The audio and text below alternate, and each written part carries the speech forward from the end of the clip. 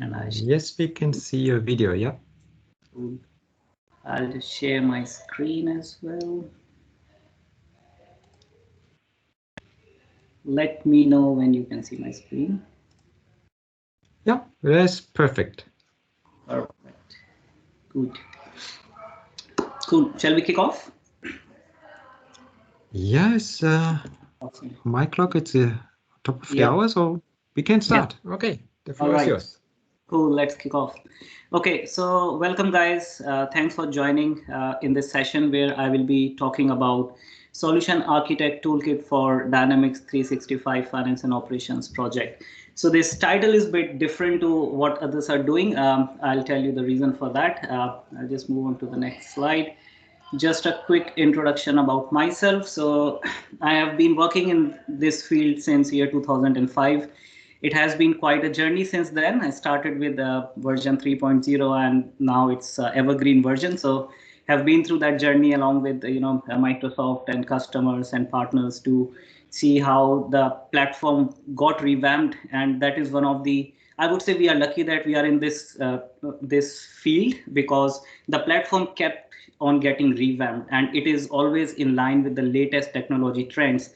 And where we are now is basically, I'm 100% sure that the future is very exciting and we are on a very exciting platform, and Microsoft has built all these uh, world around finance and operations, which makes it very exciting application. So I started as a technical developer. I love X++. There has not been a single business problem where I would have to say to my customers, I can do this by X++. So it has always helped me to solve complex business problems. Although now with the extension frameworks, there is always a ask from customers, can you do it by X++? And that's where we as technical people have to evaluate.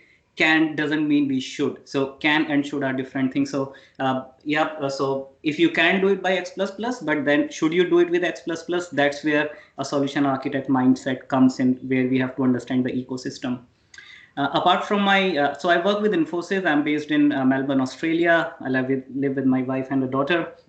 I am volunteering with Faisal on ANZ Dynamics 365 FinOps team, which is a platform to bring professionals of this technology onto a common platform. And we are doing some exciting sessions, so which we share on LinkedIn. So I would encourage you all to follow that channel and participate there if possible. I do keep blogging and I try to give back to the community because I have learned so much from this community, and I'm very excited to speak on this event here. So I would like to thank all the sponsors, Microsoft, Docs42, Pat and Solgiri, and the Power community. Uh, Keep volunteers like Raz, Faisal to organize this event and giving this opportunity. So my contact details are on the screen. Feel free to reach out to me after the session. And yeah, let's go forward. So what we will be talking about is the role of a solution architect and what are the things he should be aware of, which helps them to deliver a project gracefully during the journey. And this session is for new, seasoned, and aspiring architects, because once you become a solution architect, suddenly your responsibility area gets more widened. And that's where this session, I believe, will help new architects to understand what their role is and how they should take their customers through that digital transformation journey. It will also be helpful to project managers and key project stakeholders in your implementations, because they get a feel of what are different areas which needs to be taken care of apart from just configuring the system to for an end user. So I will be going through understanding the role of a solution architect. What is the toolkit view? So when I say toolkit, these are some document templates, some thought processes which a solution architect should carry with him so that they can provide that understanding to their customers. And what is a solution blueprint document looks like, what you should consider for environment planning, data migration strategy, integration catalog. What are some other considerations? I know we have 1 hour, so we won't be going very deep into every topic, but just we'll keep it high level and we'll try to make it in time. We'll talk about some LCS tools, the Dynamics ecosystems, and new and upcoming feature. So I hope that sets the scene for next 1 hour. Let's continue. So first, it's very important to understand what is the role of a solution architect. So A solution architect can be a technical or a functional person who is probably a current team member and who has a good understanding of the wider Azure ecosystem and finance and operations background. So a lot of people have misconception that solution architect is someone who only has functional knowledge, but as per my understanding, it can be a person who is from a technical background, or it could be even a project manager who has delivered a lot of successful implementations, or it could be a business user who has a good understanding of the enterprise architecture. But the key thing is they should have a good understanding of this platform and the ecosystem. And one of the key role is that a solution architect is making sure that your end-to-end solution is working gracefully. Your finance and supply chain and let's say accounting, all these systems are configured in a way that your business vision is achieved. And the three major parties with which a solution architect interacts are the customer, Microsoft, and your project team. And the way it works is because every party needs to have a different level of connect with the solution architect. So with customer, how does solution architect interact? So the major activities are onboarding to Dynamics 365 Finance and Operations platform. When you start your journey, a solution architect is the key player who explains to customer what that journey will look like, how you will onboard that customer to LCS, right?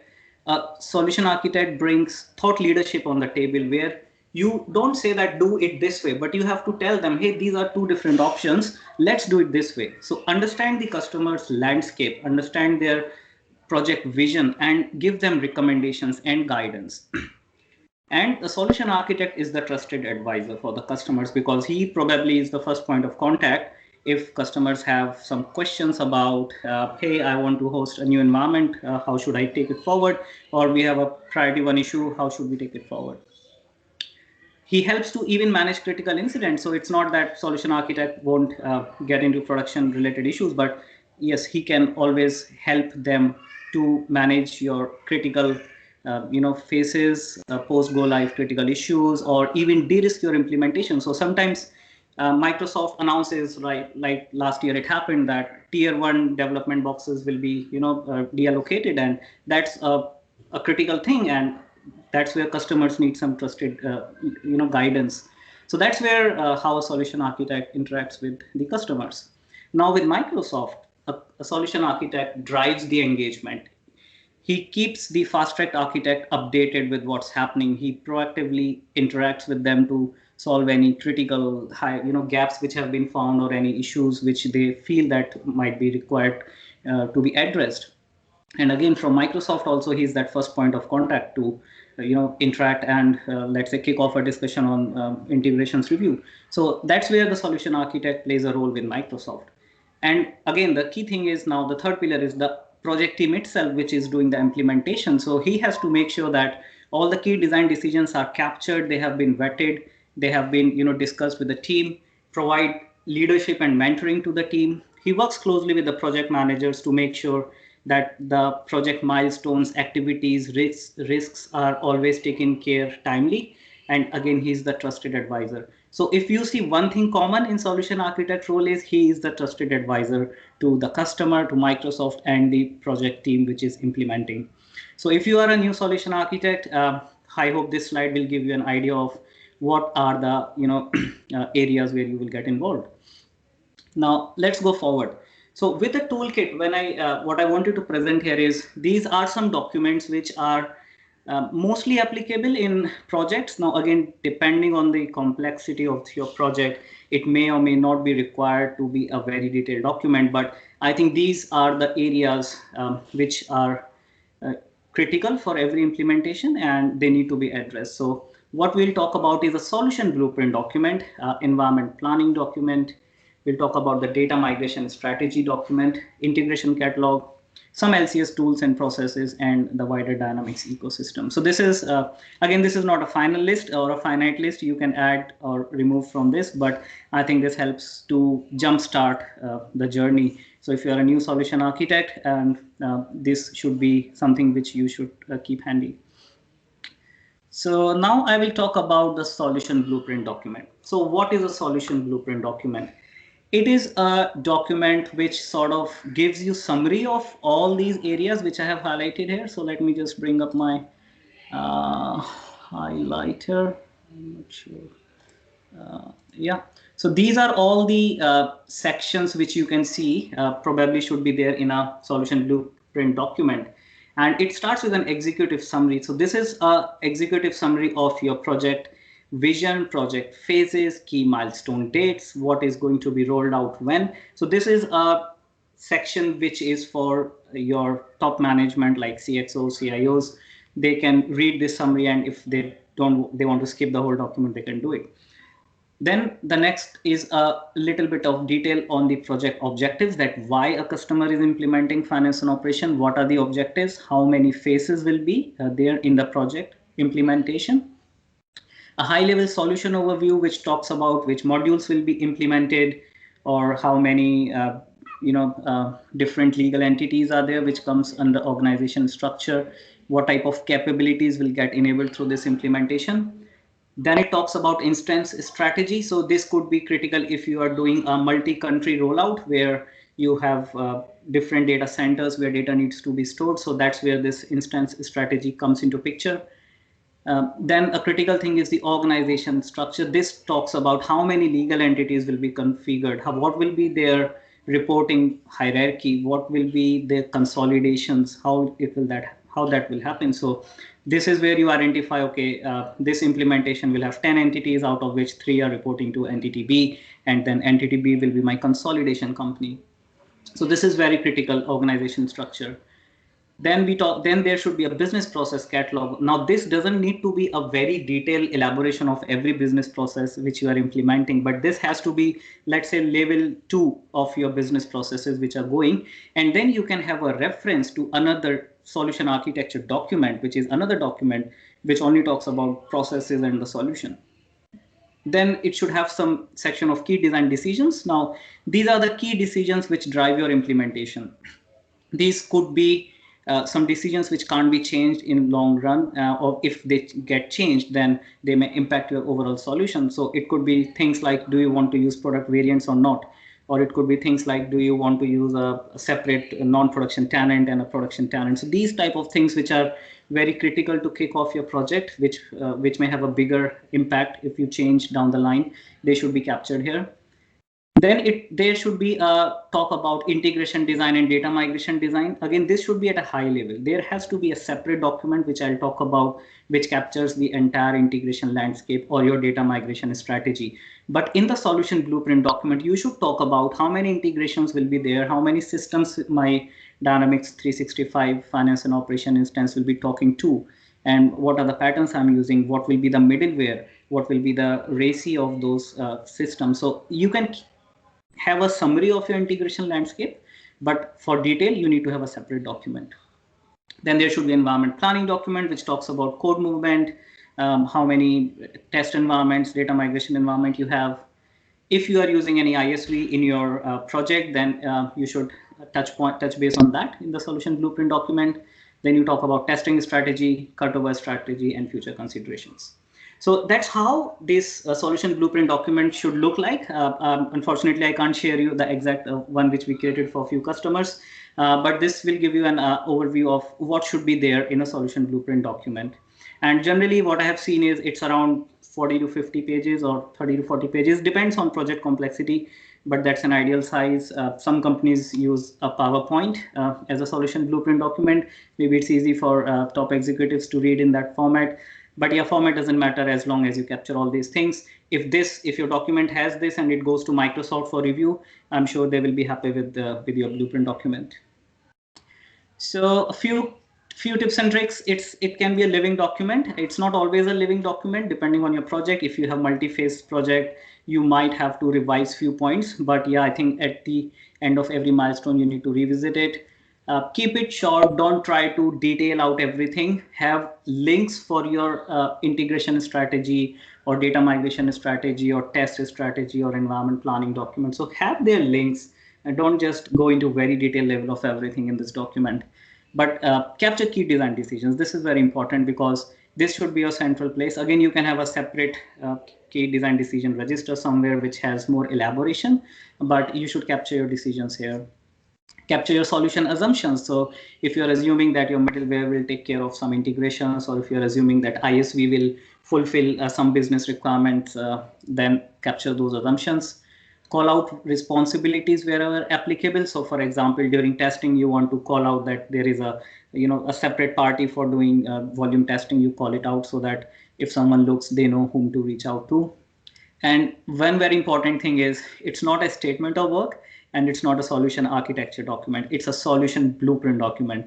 So in complex big projects, all these documents are prepared, but we have to understand the difference between them. Engage with your Microsoft Fast Track architects and keep revisiting this document. So these are some tips and tricks to keep in mind when you prepare solution blueprint document. So with that, I'll move on to the next section, which I believe most of the solution architects come across, which is about environment planning. And this is where will wear the hat of planning environment. So when you have to plan environments, there are some considerations to be done before you can give a recommendation to your customer. So you can talk about these things when you talk to customer.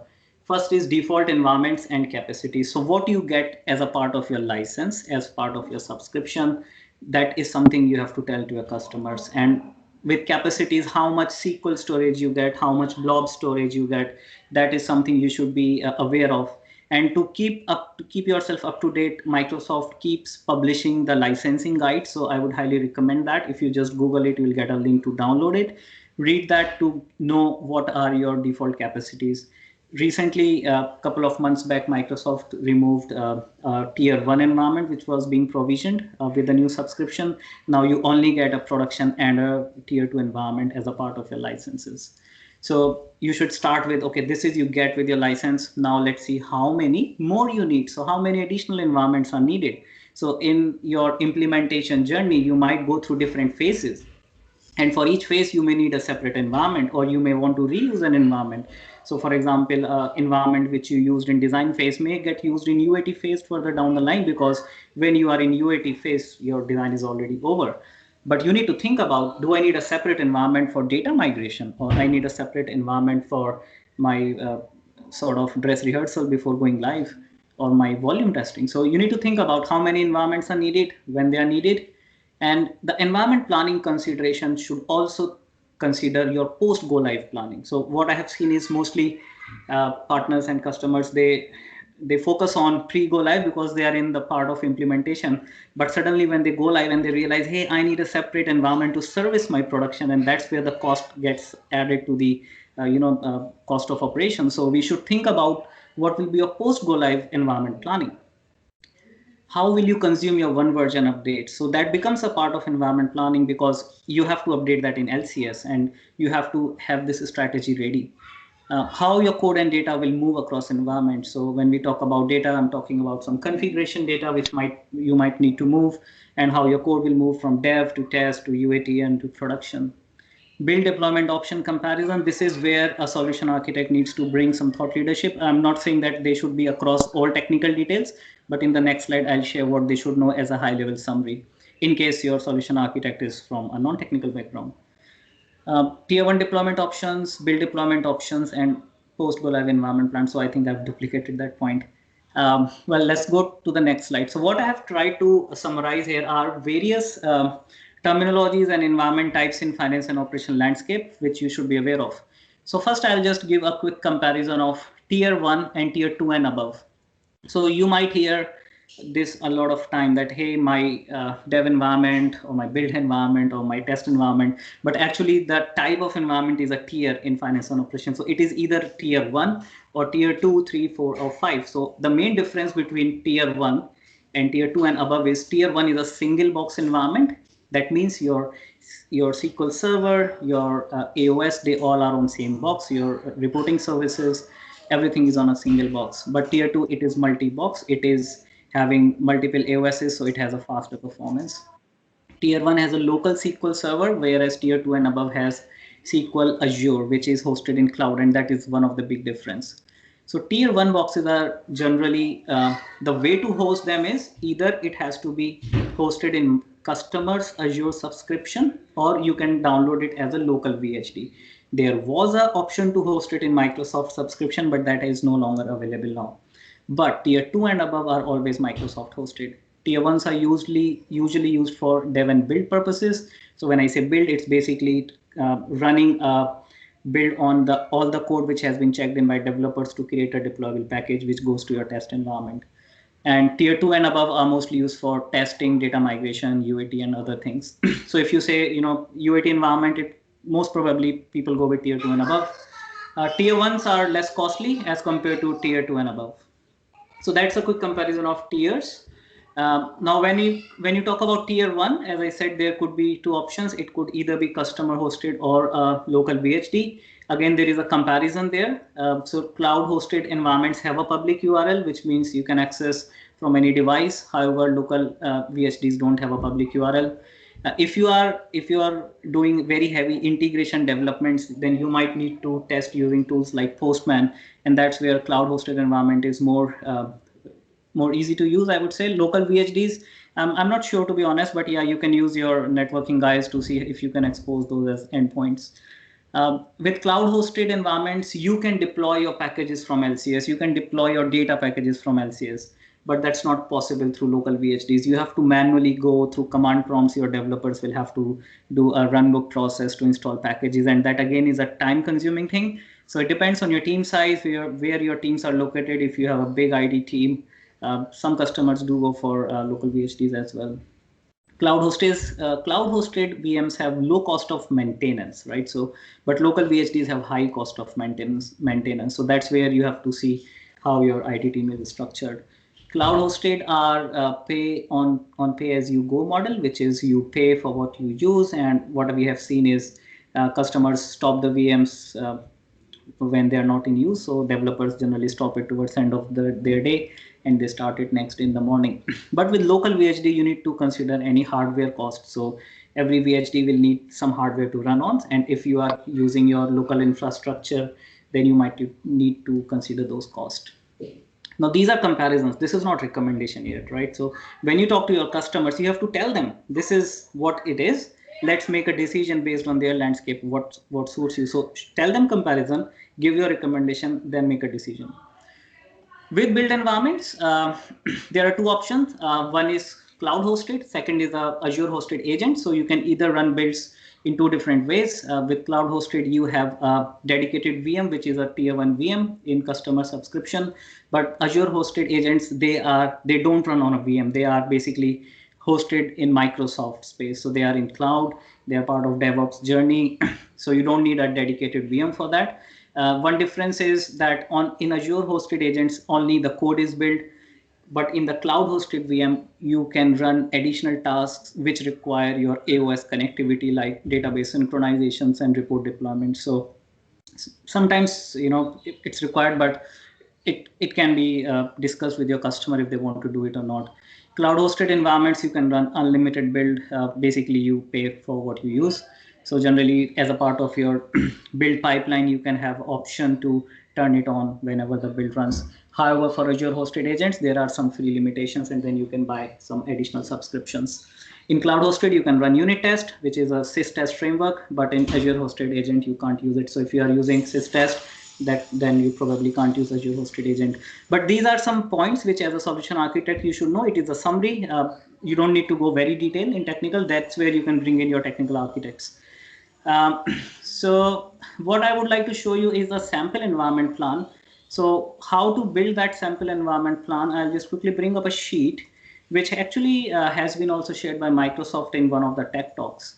So the way to build your environment plan is start with a list of what are various phases in your project implementation, right? So once you have list and you have a timeline view against that, you mention the phase and activity. So in the next step, you add what are the different activities which are going to happen in that particular phase.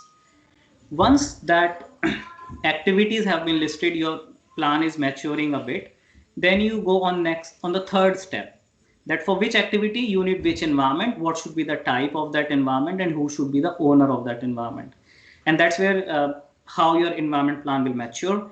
And on the the result is this summary, which you say, okay, I need all these environments. What will be their deployment options? What will be the topology? Who will own that? And when is it required? So this is also important. You don't want to host all the environments day one of your project. So you don't want to host your expensive tier 4 or 5 environments if you're not using them.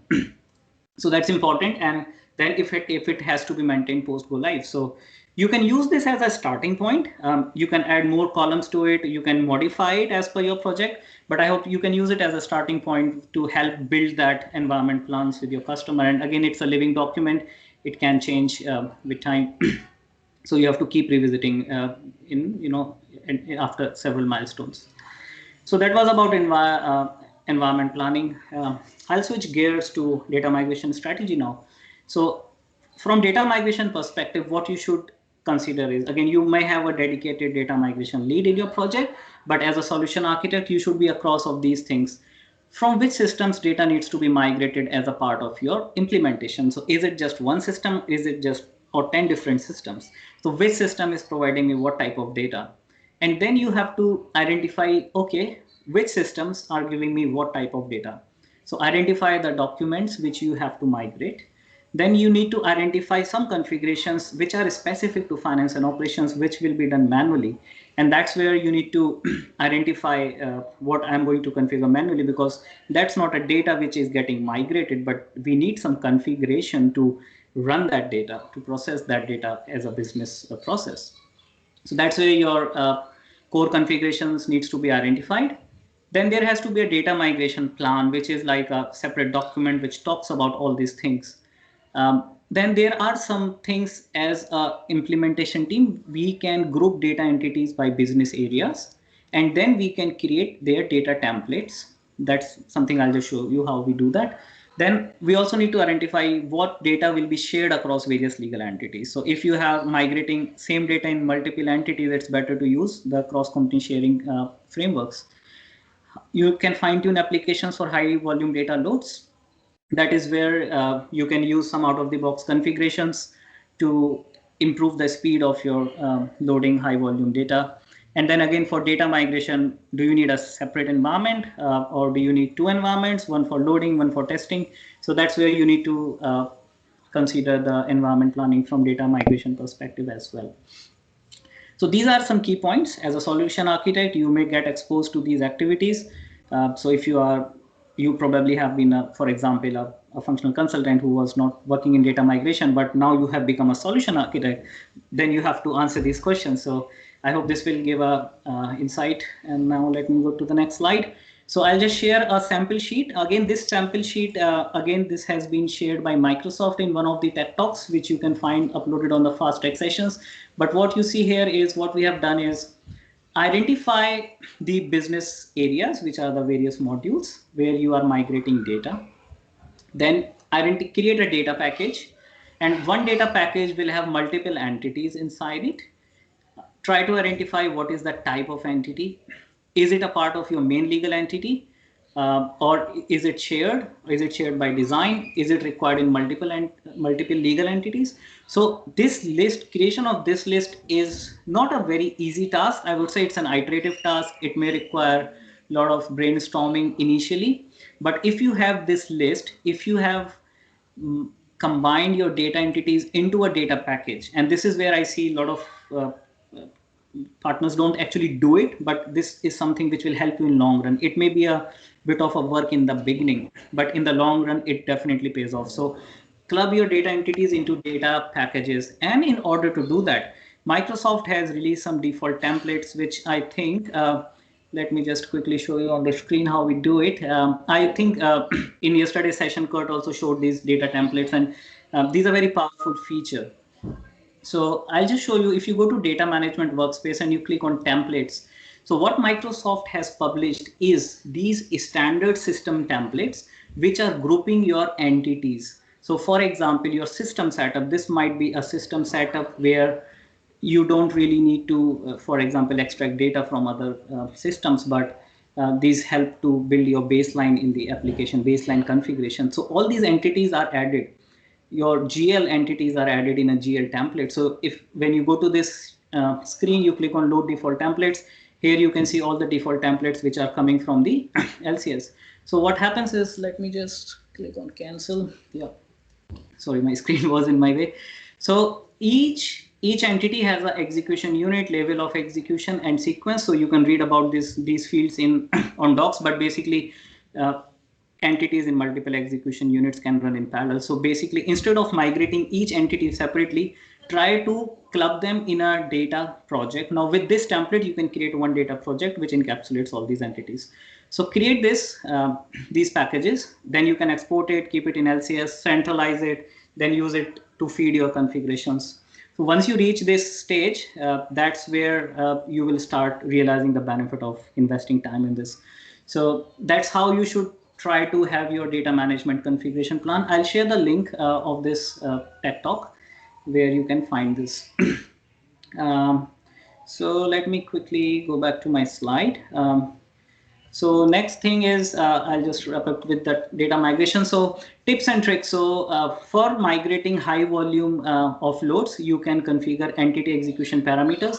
So basically, if you go to your data management workspace and in the parameters, you can see your entity execution parameters, which is here.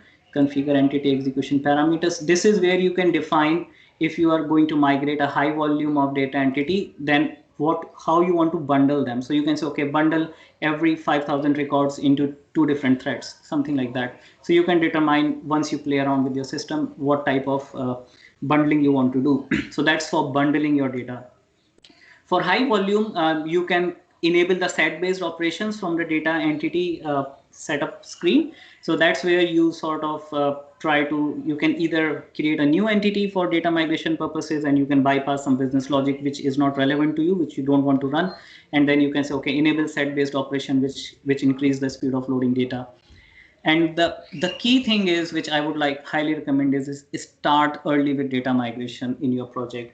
This is one thing which people keep it for later stages, that once my design is finalized, once everything is developed, then I'll start data migration. But that is in my view, you can do it early. Start identifying what are the standard entities, create your plan, identify your load sequence. Start early with this. Don't leave it for the last moment, otherwise it might impact your project timelines. Consider your data migration environments in your environment planning. Use data packages for entity sequencing. This is those fields which I showed. So if you have, for example, if you want to migrate all the invoice accounts before your actual accounts, you might need to sequence those entities using data packages. You can sequence them. And then to create your data packages, use data templates, because data templates serves you as a baseline to start. Microsoft has released data templates for most of the modules. Use them as a baseline. You can modify that. You can add your entities into that. And that's where that will help you. So create your data templates. Use data templates to create your packages. All right. So that was about data migration things and points which a solution architect should be aware of. Now we'll talk about a little bit on the integration catalog. So integration catalog is again a document which tells you all about integrations basically. So each integration should have a unique number. So you can have an Excel file where you have, okay, integration int001, which is that which source system is sending data to which target system. So you can have inbound integrations where data is coming into Dynamics, or you can have outbound integrations where data is going out of Dynamics. So what is the source system? What is the target system? And what business area that integration relates to? So is it related to finance or projects or sales? What is the purpose of integration?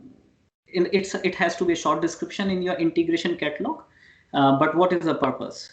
What is the expected frequency? What is the expected volume? What is the peak volume? Because, for example, due to some festivals or seasonal activities, your volume may go up and down of these integrations. What should be the pattern? What should we define RACI between finance and operations, middleware, and third-party system, so that the integrations have clear boundary? Again, you don't have to go very technical as a solution architect, but you need to have this captured in the catalog so that you can read it as a high-level summary. What are your non-functional requirements regarding security, notifications, performances? And have you considered ecosystem? Have you considered a data lake for high volume scenarios, or business events framework, or try to leverage data management framework? What facilities it provides? So consider the ecosystem, how your error handling will be done, what will be the notification mechanism. And there are some new features like OData throttling. So OData throttling means when your system is being called heavily and your AOS is not able to actually handle that load, it rejects the incoming request and tells that, hey, call me after 30 minutes. So this has been introduced, so you should talk about it. Like as a technical architect, you can talk about it, but as a solution architect, your integration catalog document should have these things so that you can share it with Microsoft if required, or you can share it with any architect of your client team if they need it. So this is like a reading, and a sample integration catalog could be a simple Excel file where you sort of populate this data, and then again for each integration, like generally we have a functional design document for each gap which we have to do development. You can have a separate integration design document which has a more detail about that particular integration, that what will be the payload, what are different type of response. So you can have all that technical information in the integration design document, and you can have a link to that in your catalog. So integration catalog again could be a living document which can sort of get revised as you go with your customer's transformation journey, but you should have it handy, discuss it with the key architects time to time. Cool.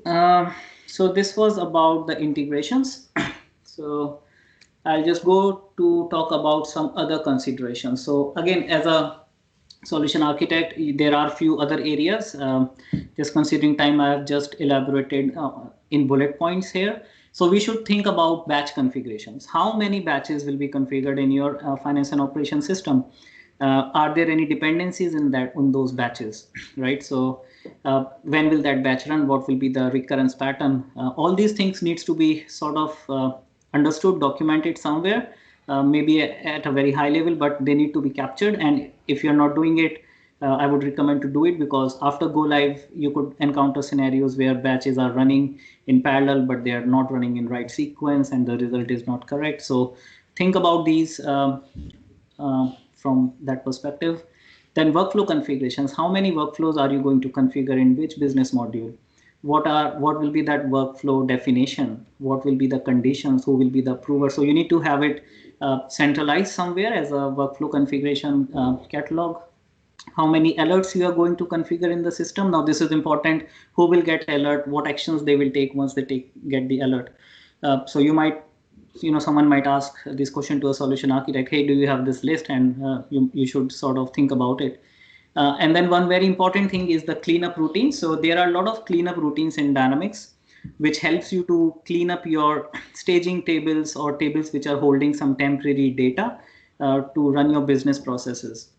So you need to sort of think about this with your key SMEs in the respective business areas to talk about which cleanup routines are we going to configure in production, so that we keep the application data light and we keep deleting the unwanted data. What is the archival strategy? This is where most of the implementation teams don't think about it, because you might start with a clean database, but depending on your transactional volume, your database size will grow. And as your database size will grow, you might have to at one point think about your archival strategy. So depending on the type of implementation you are into, discuss it, have it. It's not something you discuss on day one. Of course, this is you can discuss later in the project, but think about it, have a reference to capture some things about it, what tools you can use. And one very important thing is future growth considerations. So you might be implementing, for example, in a supply chain company which has 100 warehouses as of today, but by the time they go live, they might add 10 more warehouses. And after they go live, let's say they have an aggressive growth plan and they add 100 more warehouses in the next 2 years. So what is that future growth of your customer looking like? That is something you need to ask. How many new users will be joining the company because they will be added in your Dynamics? What type of new, for example, ventures your company is planning to do? Or think from that perspective. What is the growth? How many new applications are they planning to use from integration perspectives?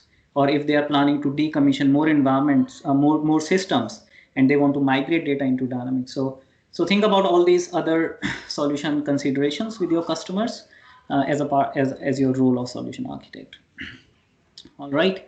I'll quickly talk about few LCS tools and settings which you should be aware of.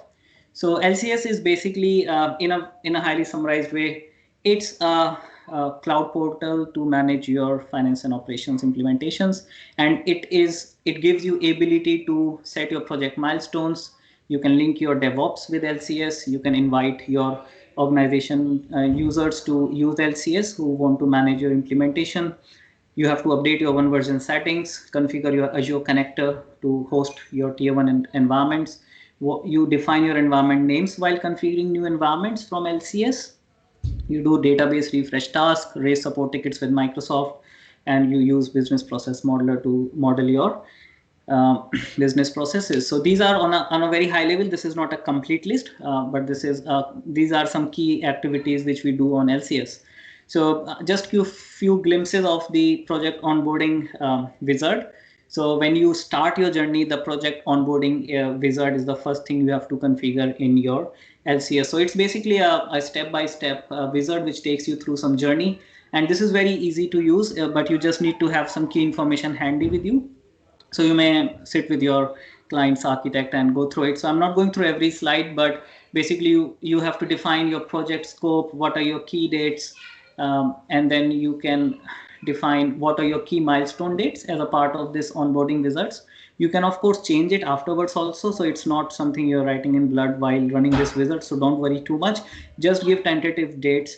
These are used by Microsoft to run some telemetry and understand where you are in your phase. And if, for example, you are 1 month away from your go live and their telemetry tells, hey, this customer is going live in a month, you might get a notification from Microsoft team to start engaging in your go live activity. So these are used by Microsoft to run some telemetries.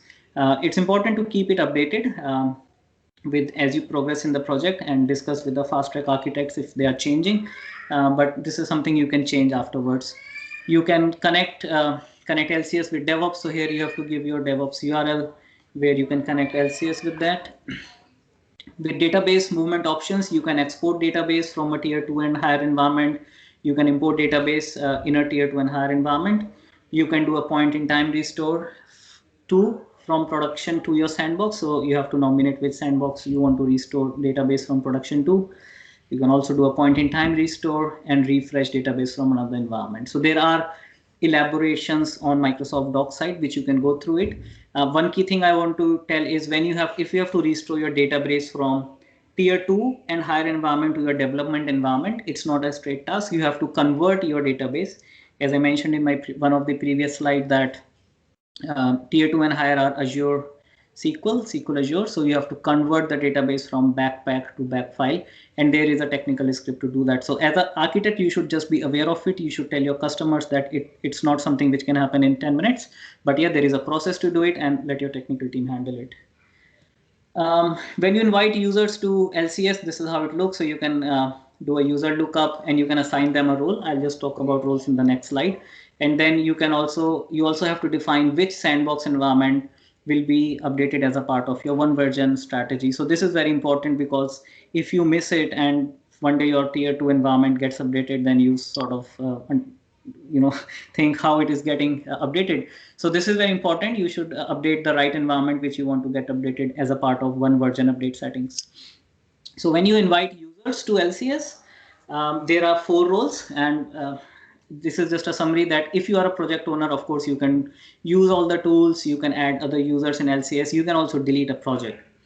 As an environment manager, you have access to all tools and you can manage your cloud hosted environment. So this is where it becomes interesting, because if you want to have your developers manage their cloud hosted environments, start them, stop them, you might have to make them environment manager so that they can stop the VM if they're not using it. If you make them just project team member, they can't start and stop. So someone else has to take that responsibility.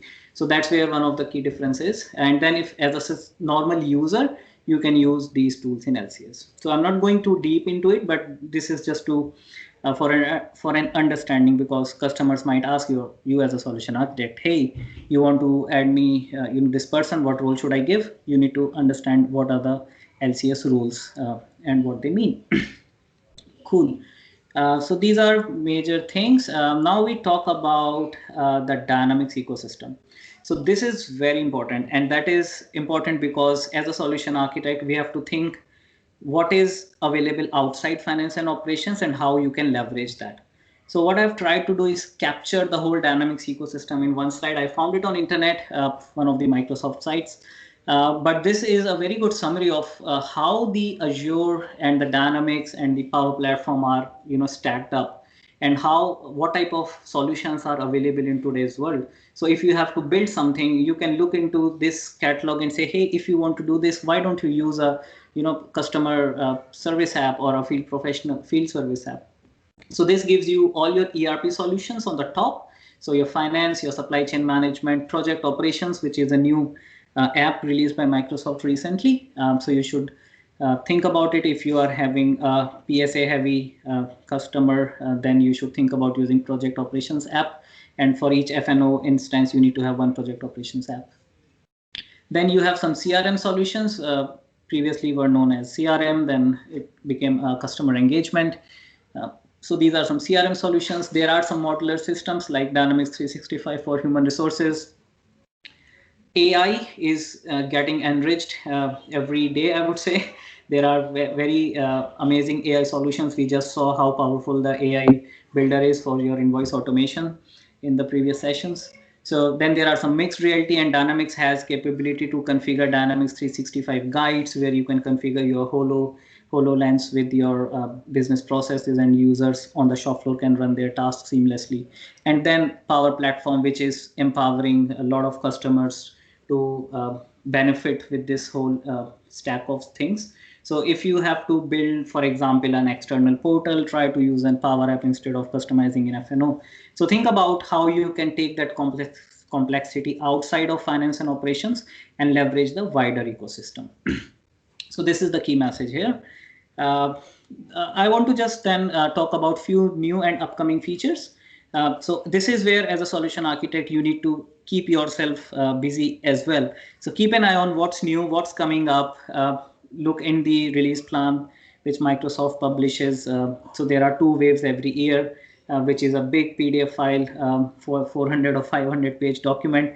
But you need to keep an eye on what's coming up. So if you have a gap, which probably is coming up in the next 6 months, you can tell your customer that, hey, this is coming up. We don't need to customize Dynamics for this. Some recent new features, again, this is not a complete list, but yeah, some new features which are catching a lot of attention nowadays are the new planning optimization engine, which is sort of replacing your existing master planning, which runs all the master plan in cloud and sends back the planned order details. There is a new service availability of inventory visibility add-in. This could be used by external systems to get details on the inventory information. Engineering change management is the new module which has been released recently, which has a lot of capabilities to manage this area of business. Dynamics 365 guides can be configured in Dynamics in your shop floor module. Microsoft has released a customer portal. So if your customer has a need to have a customer portal, there is already a Power App portal, which is called as customer portal, which talks to finance and operations. And then there is a Dynamics 365 for project operations app, which has been released by Microsoft, which is catering to project services and accounting area. So these are some new features. So if you are into these talks, think about these applications. Some new upcoming features are the data lake feature, which has been in talks recently and has been in talks for a long time. But this is where all your finance and operations data will get available in your data lake, and that is getting enabled through a connector which Microsoft has released in private preview mode nowadays, but it is expected to get released in April this year. So talk to your customers about it. So use data lake as your data warehousing platform. There are few links which I have mentioned here, and Microsoft has already given few sessions in Microsoft Ignite last year to talk about these things. So I would highly recommend to just Google it. You can find that link and watch those sessions. Another exciting feature which I'm very excited about is coming in few months is the AI infused financial insights. So there are 3 new AI driven insight capabilities coming in finance and operations. One is to predict your customer payments, which is AI model running behind the scene, which predicts if your customer is going to pay on time or not. There is a new AI capability coming to forecast your budget proposal. So this is another complicated finance area, but Microsoft is releasing a AI-driven pack for this. And then there is a project cash flow forecast AI-driven, functionality coming up. So there are these 3 new AI-driven financial insights coming, and they will be generally available in April 2021. That's what is expected as of now. Keep an eye on Microsoft channels if they are changing the dates, but they are looking really exciting, and they are building a foundation for partners to build something new. So what I think Orlean has shared in his previous videos and blogs is that it's built on CDS and data lake, and there is an AI model. So we don't know about the costing yet, but from a solution perspective, it's coming up in some time. So really that was it about which I wanted to talk. So as a solution architect, you need to keep all these things in mind. And as a summary, keep your checklists, options, recommendations handy. Explain to your customers the pros and cons and provide recommendations and discuss with them. Stay tuned with Microsoft roadmap and the ecosystem on what's coming up so that you don't invest in something which is already about to get generally available as a part of the product, and build amazing experiences for your customers with all that information in your head. All right, so that was all about I wanted to talk. Thank you everyone for your time. We can take some Q&A if there are any. Yes, Rashid, first of all, thank you very much for this great presentation. And there are a couple of questions. So let me try to get through them. We have from Amjad Khan. Where do we download this sheet? I think you showed a sheet from Microsoft, Excel-like sheet, and he asked where to get it from. Yeah, so what I'll do is, just give me a minute. I actually have bookmarked one page which has all the tech talks available. So I'll just share this link. So this is having all the tech talks which Microsoft has given. So if you bookmark it in your browser, you can just open it and find what you need. I'm just pinging that in this. And with that, I also want to share one more link, Ludwig, I forgot during my presentation. Microsoft has started a journey on the design by thinking stuff. So what they have published is they have published some templates which actually customers can use on GitHub from their fast track team. So if you look here, there are some templates which cover all these areas. So you don't have to start from scratch. I'm sharing this link here. So please use this to kickstart your document templates. It's very intuitive. It's all new here. So yeah, that's something I wanted to share. So I've just presented these 2 links and shared it. Oh, wow. Wow. Thank you. Yeah. Thank you. Yeah. I think this answers the question. Okay. Then we have another one from Mansoor. And this was about data migration. And the question is, can we use data migration to copy the workflows from one company to other companies using the copy company process? I am not sure, to be honest. So I'm not sure if about that thing, but I can check, Abdul, and you can reach out to me on the email and drop me your contact information, and we can check on that. Okay, that's perfectly fine. Rachit, Faisal here. Yeah, so we got out of the box workflow data entities available. So you can explore those data entities, Mansoor. So in our opinion, yes, you can do. There are out of the box workflow data entities available. Thank you, Faisal. Okay, then we have another question, and it is from Anita. Do you recommend using out-of-the-box Dokorev entity to migrate the documents from legacy AX system? Yes, why not? If you can, then definitely do it. Okay. You might have to test, yeah, but yeah, I think there are Dokorev entities.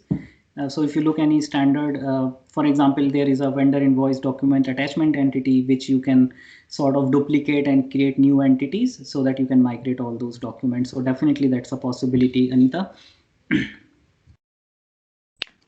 If allowed, one additional note on this one here. There's one base entity for the document attachments, which is actually not suitable for direct usage, but you have to extend them or create a new entity if you want to have a system-wide. But like Rashid mentioned, there are some specific ones for specific features, and all the other ones you have to extend the base document references entity. Yep, thank you. Right. Okay, then I read the next question. We still have a bit time. Microsoft Project Management only supports service projects. What about new projects apps? Will it provide functionality to support projects which belong to other than service industry? That's from Abdul Rehman. Yeah. So Abdul, currently there are 3 versions of this project operations app based on my understanding so far. One is the light version, one is for non-stop scenarios where you talk to F&O using dual write, and third one is for stop scenarios where still you use finance and operations. So I believe there is a channel where the Microsoft project operations team is publishing updates and they are sharing it with the community on what's new. So you might have to check there to see if your specific scenario gets covered there or not. But I think you can always get in touch with them on LinkedIn there. I think that is one of the amazing thing which I actually just want to say about Microsoft. All the architects are available out on social media platforms. You don't really need to buy expensive service plans to get in touch with them, and they are very quick in responding. So feel free to get in touch with them. Of course, that's not an official channel to reach out, but they are helping community, so don't exploit that link. But yeah, feel free to check on those portals where they are publishing the new updates. Okay, and last but not least, I just want to give you the feedback. So from Ian and many others, very good, really good session, great overview. Thanks. I think there's nothing to add to that. So thank you very much for your presentation and the time and effort invested in that. I think it's very much appreciated. Thank you. Thank you, guys. Really appreciate the feedback. And yeah, with that, I'll finish.